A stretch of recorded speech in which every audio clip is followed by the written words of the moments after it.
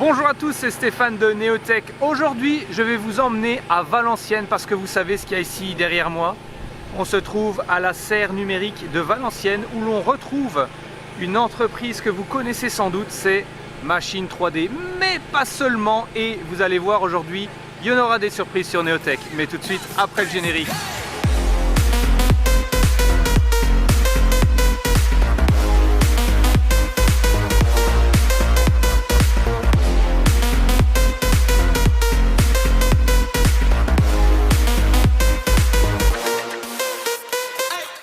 Effectivement, on se retrouve avec toutes sortes de machines comme la très connue Start désormais.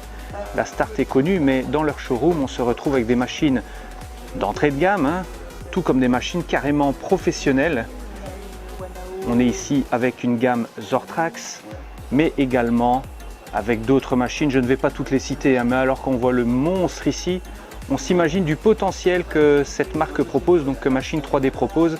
C'est tout simplement ahurissant et regardez les prints qu'ils te font. D'ailleurs, vous pourrez les voir en photo, je vais vous intégrer les photos. Vous avez des prints ici en multicolore. Là, regardez le vase magnifique. Ici aussi avec des nuances. C'est hallucinant. C'est franchement incroyable. Alors si ça vous dit, il faut vraiment aller chez Machine 3D. Alors ça ici, regardez, la carte. Vous voyez les nuances de couleurs. C'est pas beau ça? Et alors le fameux moteur Toyota, moteur tout à fait fonctionnel. Quand je dis fonctionnel, il est mobile, les pistons et tout ça à l'intérieur fonctionne. Alors on se retrouve encore avec une autre gamme, la Up ici à droite, une Upbox légèrement plus grosse, une Zortrax qui est assez connue, et alors ici la Z-Morph, ça c'est un joli bébé, Puis d'autres machines complètement hallucinantes et étonnantes. Et bien sûr, Machine 3D permet également d'avoir toutes sortes de consommables, de tous les coloris, de toutes les matières. C'est vraiment incroyable, incroyable. Alors vous avez vu ces machines? Ce sont des scanners dentaires les amis. Alors comme quoi l'impression 3D sert à tout le monde. Mais ici on est vraiment dans le secteur professionnel où les dentistes peuvent se servir de ce genre d'appareil pour scanner des empreintes dentaires et les modéliser en quelques secondes. On m'a parlé de 8 secondes, vous imaginez? Alors ça se comporte comme un gyroscope et l'appareil scanne l'empreinte dentaire. On quitte donc le monde professionnel pour les fameux scanners qui peuvent nous être utiles. Alors ici Nicolas, de quoi s'agit-il? Bonjour. Alors là, je vais vous présenter l'Unscan Pro Plus. C'est un scanner qui sert donc à dupliquer des objets qu'on voudrait refaire grâce à l'impression 3D. Donc si on n'a pas le fichier 3D, on peut directement le scanner, donc des pièces de 50 cm jusqu'à 5 mètres maximum, avec une précision de 50 microns. 50 microns avec cette A-Scan, mais c'est incroyable! Et une fois que le fichier a été importé, qu'est-ce qu'on en fait? Alors une fois que le fichier est importé, on va l'ouvrir sur les logiciels avant impression, comme des machines que vous pouvez voir derrière. Voilà. Et on n'aura plus qu'à lancer l'impression depuis une carte SD. C'est génial ça. Bon, à titre d'information, un appareil de ce type, pas forcément le A-Scan Pro Plus, parce que j'imagine que déjà avec le nom, on est dans certaines sphères tarifaires, mais ça commence à partir de quel tarif un scanner? Alors là, on va commencer avec les Sense qui ont une précision d'1 mm, à peu près 500 € le scanner. Ouais. Sinon, sur les modèles un peu plus précis comme celui-ci, de la marque Shining, avec des précisions de 100 microns, on va commencer à partir de 1100 € le scanner. D'accord, ça reste un budget, mais c'est relativement... Ça reste un budget, mais c'est vrai que c'est relativement accessible. Quand on voit par exemple le dernier iPhone qui coûte à peu près 1000 €, c'est pas forcément... C'est peu dire, 1000 €. Effectivement, c'est un bon argument ça. Vous connaissez la Start? Eh bien elle est là. Elle est là, et c'est peu dire, il n'y en a pas qu'une. Alors la Start, c'est une machine, on va dire, qui permet à tous les printeurs de se lancer dans le monde merveilleux de l'impression 3D. Mais j'ai trouvé mon Tony Stark qui va me parler. Ah, salut. Salut, bienvenue. Alors, cette 3D Start, quelles sont les caractéristiques principales, Tony? Alors, c'est une imprimante 3D donc pour le particulier, Ouais. pour les débutants, pour les écoles, et une machine simple d'usage, plug and play, donc tout en français et complètement sécurisé. Alors, tu me dis que le soft est en français? Exactement. Ah, ça c'est assez rare. Ouais, s'il te plaît, ça m'intéresse. Ok, parfait. Donc là, pour pouvoir lancer une impression, on vient via l'écran tactile qui est ici, donc grand écran tactile et en couleur. Légèrement zoomé, comme ça tout le monde va voir. Là, voilà, c'est parti. Donc, une petite pression pour aller sur l'accueil. Ici, un petit pictogramme qui indique la bobine de filament. Alors, c'est uniquement du PLA à 75 mm. Ça signifie qu'elle n'a pas de plateau chauffant alors. Exactement. D'accord, mais c'est pas pour le propriétaire PLA... et n'importe quel type de PLA est compatible. Ah, donc pas la peine d'acheter des bobines de la marque Machine 3D. N'importe quelle bobine va dessus. Exactement. C'est à un bon partir point. du moment, c'est du PLA. Donc ici, chargement ou déchargement du filament. Et pour pouvoir lancer un print, le petit pictogramme avec la buse qui dépose du fil juste ici. Et on peut insérer une clé USB sur le côté de la machine, venir dans la mémoire interne et ensuite lancer son print à partir de l'écran. Mais c'est génial, Tony. En fait, je remarque que cette machine est simplissime en fait. Exactement. C'est fait donc pour les imprimeurs en herbe, ceux qui mettent un premier pied à l'étrier dans le monde de l'impression 3D. Débutants, jeunes, moins jeunes, passionnés, hommes, femmes, garçons, filles. Il y en a vraiment pour tous les goûts avec la machine 3D Start. Il y a autre chose que j'ai lu, parce qu'en parlant de lire, vous pouvez voir sur mon site internet qui est en description, j'ai fait un article sur machine 3D, ça a d'ailleurs pour titre, et vous allez voir la suite du reportage, machine 3D c'est du béton. Eh bien, précisément, cette machine est également en Wi-Fi, Tony. Pourquoi ?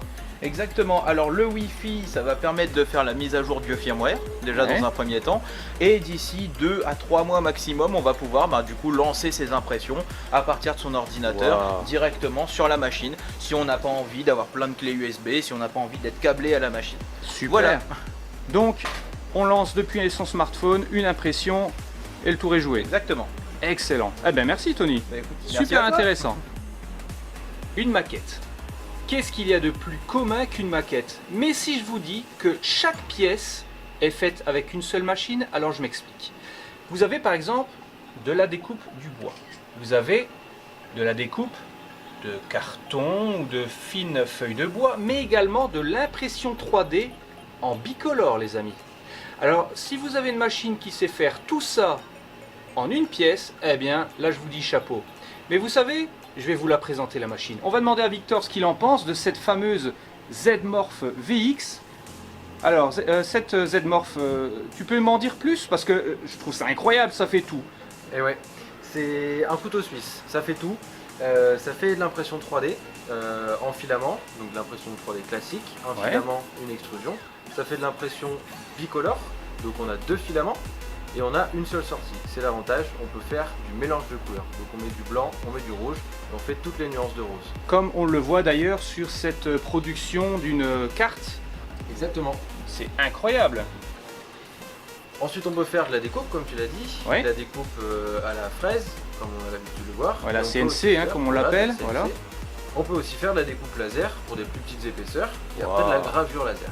Incroyable. Hop, on en a ici, la gravure laser. Gravure laser signée Z-Morph. Mais c'est pas tout, parce qu'on a trouvé une muse chez Machine 3D. Alors j'ai le modèle gravé, là, mais le modèle réel s'est enfui. Alors on va aller la chercher, elle est là, voilà le modèle réel. Elle est là, c'est elle. Regardez bien, alors on va faire une petite pause, hop, voilà. Et maintenant, on prend le modèle gravé au laser. Alors, elle est pas magnifique cette Z-Morph VX? Voilà. On peut le faire aussi sur des objets 3D. Donc encore l'exemple que tu as juste devant toi ici.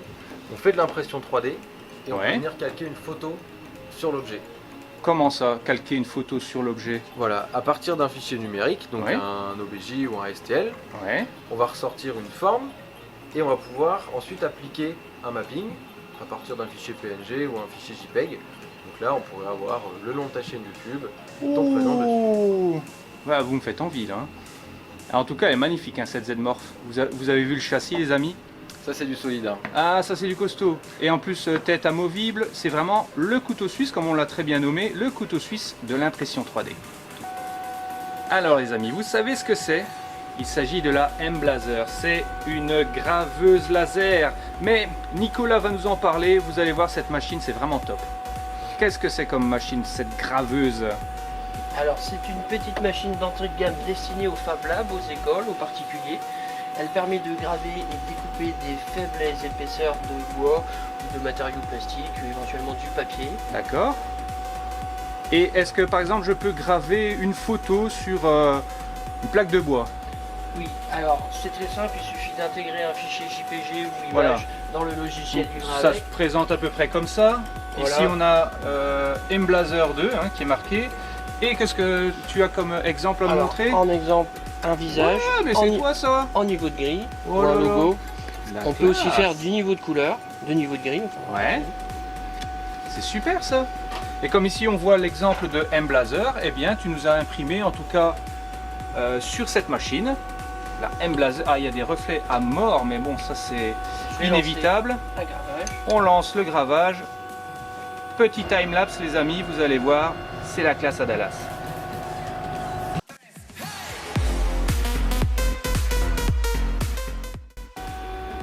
Alors comme vous le voyez ici sur l'écran de l'ordinateur, je vais zoomer légèrement et marquer Emblazer 2. Alors Nicolas, qu'est-ce que tu as à nous montrer de cette magnifique machine? Le On va résultat, ouvrir le résultat. Waouh, la classe! Et si j'ai envie, je peux aussi découper une telle planche. oui, D'accord, parce que c'est un laser de combien de watts? 5 watts. En 5 modifiant watts. les paramètres, on pourrait aller transpercer la matière et faire du découpe au lieu de faire du gravage. D'accord, juste avec un petit paramètre. Là, le c'est temps- cool ça. Le temps de gravage, c'était 2 minutes. Pour découper, on mettrait à peu près 8 minutes. Ah d'accord, donc ça change effectivement le temps d'opération. Eh ben c'est très intéressant, merci Nicolas. Alors vous savez ce qui fait la différence d'un bon SAV? Non, c'est pas la machine à café, ni le fauteuil, non, non, non, non. C'est un espace vraiment cool où il y a la réparation de toutes les machines qui arrivent chez Machine 3D, avec des pièces de stock, avec un service et des personnes compétentes qui sont là pour réparer en France les machines qui éventuellement, malheureusement ça arrive, c'est d'ailleurs pour ça qu'il y a des garanties, qui peuvent tomber en panne. Mais c'est pas tout. On arrive dans un endroit, un showroom quasi, avec des pièces mais magnifiques. Regardez, regardez cette bague comme elle est belle. Ça, j'ai vu ça, j'étais halluciné, je trouve ça magnifique. Alors non seulement il y a le SAV, on va dire technique, mais il y a également le SAV, on va dire à distance, donc téléphone, etc.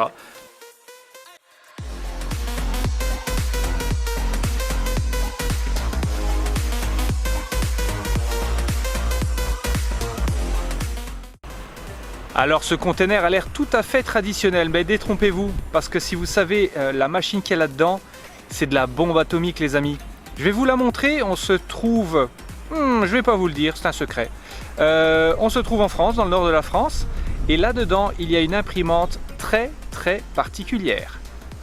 Vous vous demandez sans doute de quoi il s'agit. Déjà je ne vais pas dire où je suis, parce que c'est un lieu secret, vous entendez peut-être la résonance.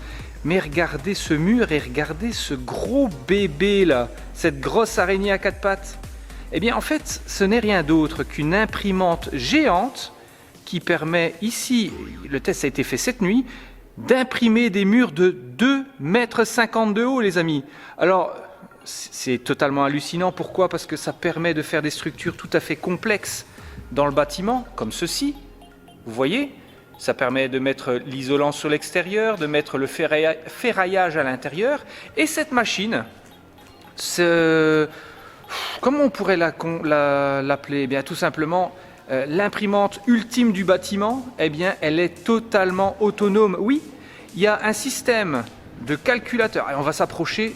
J'ai eu l'autorisation de vous montrer ça en exclusivité sur YouTube. Vous avez ici un ordinateur, tout ce qu'il y a de plus commun.